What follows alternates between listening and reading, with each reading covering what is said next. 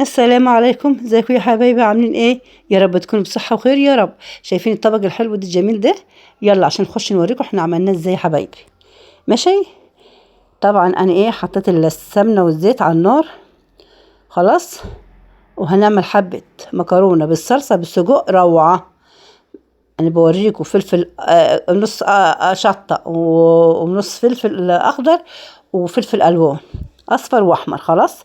طبعا السجق صاجع متلج طلع من الفريزر، يعني سبته يا دوبك بس ما فيش غير 10 دقايق بس يا دوبك كده يفك. وقطعته زي ما انتم شايفينه كده، حطيته في الحله على طول على السمنه تكون مقدوحه. ليه؟ بلم كده لما تكون السمنه مقدوحه هو لسه طالع من الفريزر، يعني يا دوبك كده بس تشرحيه زي ما انت زي ما انت قطعاه كده، تقطعيه زي ما انا عامله كده عسل.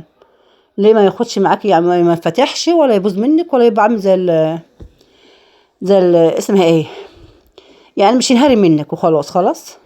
انا بغلي ميه اهوت على النار عشان احط ميه عليها سخنه. ماشي.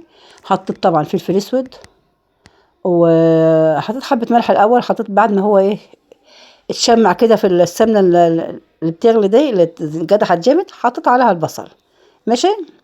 وديني بحط الفلفل واحده واحده. طبعا حبه فلفل على بعضيهم كده، اخضر واحمر واصفر، حاجه مية مية يعني، ونص جرن شطه بس. وطلع متشطشط، والراجل قاعد يزعق لي ابو حماده ويقول انت عاملاها حاره ليه؟ بس هي كانت طعمه خالص. حطينا معلقتين صلصه، 3 معالق صلصه عشان تبقى حمرا وحلوه.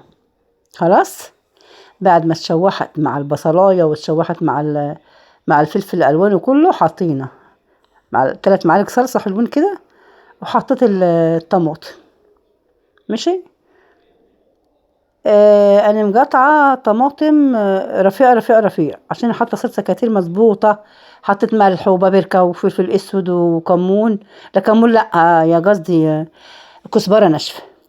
بعد كله عندي كيس مكرونه حطيته، ده كيس مكرونه واحد بس. خلاص. يا دوبك. بس كانت طعمه يوميها والله العظيم كان منها، يعني لما شبعنا كانت جميله وطعمه وحاجه سهله كده، وشغل حله واحده بس. يعني شغل حله واحده بس. روعه يا جماعه. تاكلوها كده وهي سخنه وتخلصوا عليه، مش تسيبوها حبه تجمد، لا، سخنه كده حلوه بالصلصه فيها كده كده صيصه كده جميله كده زي ما انتم شايفين كده. غليت. غلت وشربت الميه، واديني بقلبها تاني بس مش بهريها يعني. سيبتها بقى وطيت عليها خالص وسيبتها، وطلعت المبكبكه ولا المكرونه بالصلصه حاجه كده فله فله فله. وزي ما انتم شايفين كان ابني يومها جاي من الشغل، وقعدنا بقى في الصاله كده ولا عملت حاجه فرحه خالص. هي كده اكله حلوه، حله واحده ويلا اديها في الطبق، وكان عشان تقول لكم الاشتراك يا احلى مشاهدين في الدنيا. مع السلامه حبايبي.